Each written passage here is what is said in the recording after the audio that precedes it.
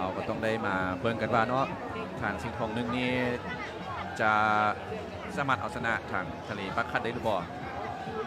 เพราะว่าเหือเสียงทองนี่จุกเป็นทึบเหือเยิงเนาะมันเอาไปเจ้ามาละส่วนว่าเมืองเสียงเงินนี่เอาชนะทางบ้านนูนอยู่ในฮอบที่1มาท่านผู้ชมออกมาแล้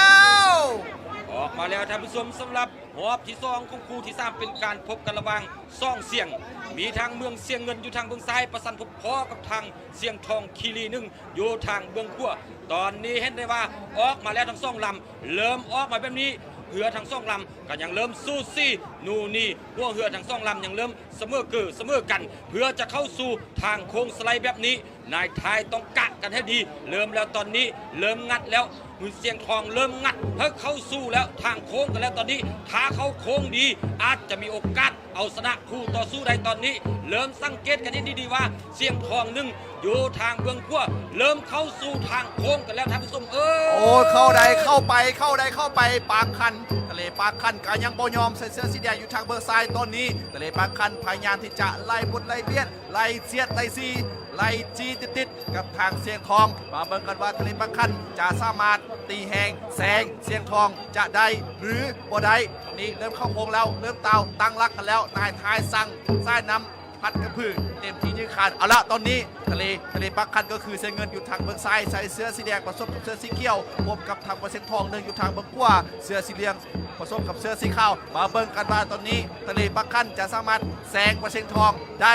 หรือบ่ได้เสียงทองหนึ่งนั้นจะเข้าไปสู่แนวฮอบ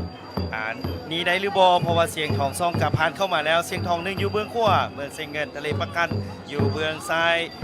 ตอนนี้จะนำทันหรือบอทะเลปักคันจะนำทันหรือบอก็คือเมืองเซงเงินนี้อยู่เบื้องซ้ายเสียงทองหนึ่งอยู่เบื้องขวาตามมาติดเป็นว่าลูกพระบางเผา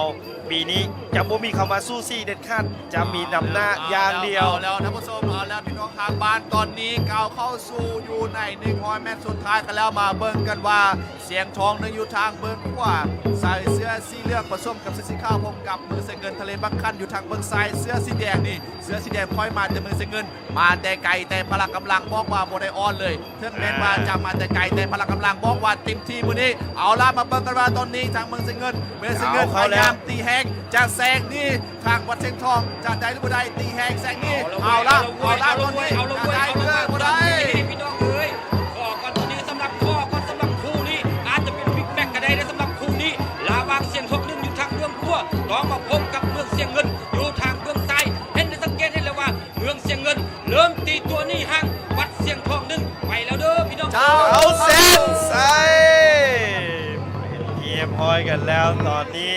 เห็นว่านำทันแน่นอนเนาะสำหรับเมืองเสียงเงินอยู่เบื้องซ้ายทะเลปักคันนั่นเอง